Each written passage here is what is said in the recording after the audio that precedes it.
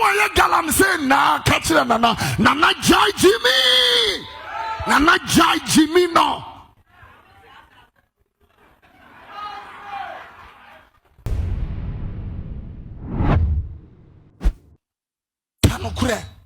Nokura ira wa Ghana can be. Obi en me ka che jadi awe. Kanokura. Obi en me ka che jankwasi ade no awe. Kanokura. Jankwasi ade na awe. Penimu wo dwene bad o Jimmy. Kachira no da jai Jimmy. Da jai Jimmy. Da jai Jimmy.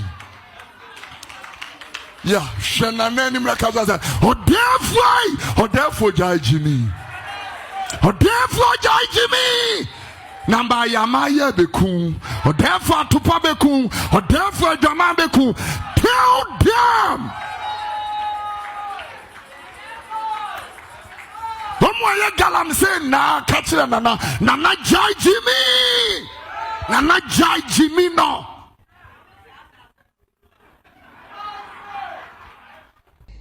Man say video should be covered. Efa yenua osofo Kofi Oduro eho. A enkrofo dina temu twabone kama. Da de bia ya na meka say asem ba. Ya nyabotre sister. Ya bra asem ba ye nyabotre. Da se wo nokore no. Ati said ye sofu Kumchacha ma wo nokore. Da wo beka pe.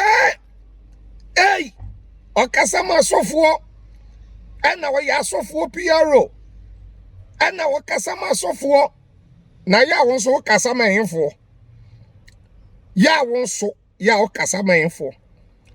One say, Okofa osofu Kofi Oduro video na wa ye be 5 minutes na.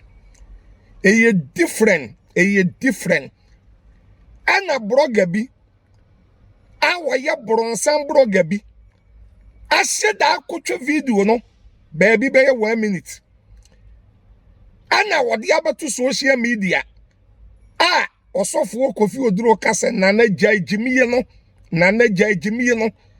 Ana se broga na kofa o kakra bi no de aba. Pacho edan kura yesie. Yetwa foundation na yato blocks kakra.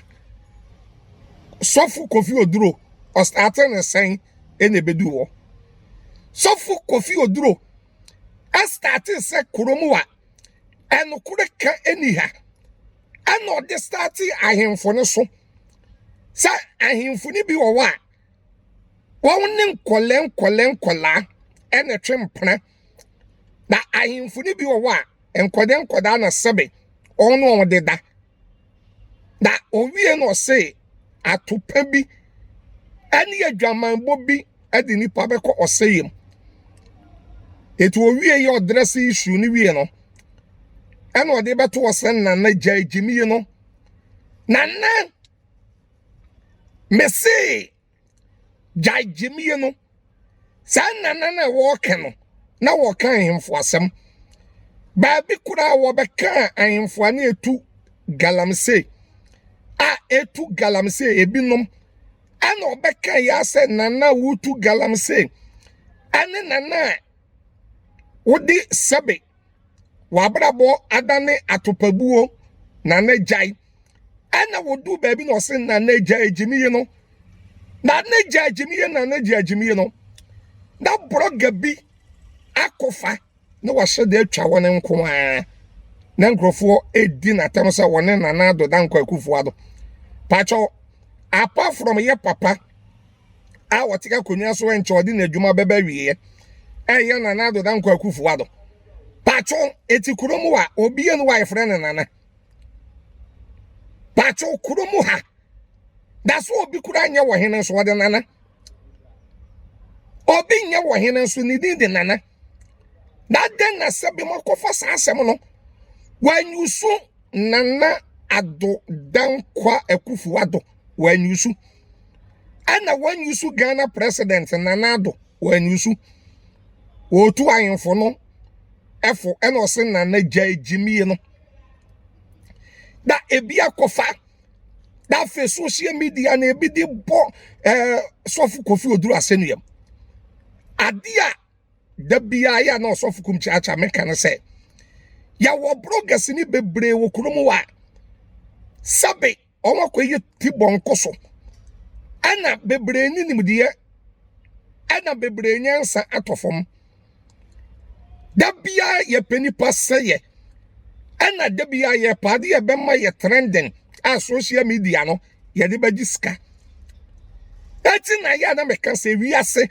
enye school na menyansa ana wuti soa na nkyere se wonim nyansa ati kasia nyansa ni mo no e ya de so amekon obi akọ wiase school nyina wie nso wodi nyansa ati quotation bi awo Proverbs chapter 14 verse 15 Bible so obi o yetete kwani awo yetete kwani asabe wajimiye awo yetete kwani tete kwani no ya waje nsem nyina di ati se obi kan nsem kyere wa ya to bo ase ansa na wajeje awo bu atan wai na yesi no wan hwa wo di betwa video wo be hu nokore na wie no na wonu hu se wo ka sa quotation mi o Proverbs wa 18 verse 13 Proverbs 18:13 Bible so obi obete asem na asem no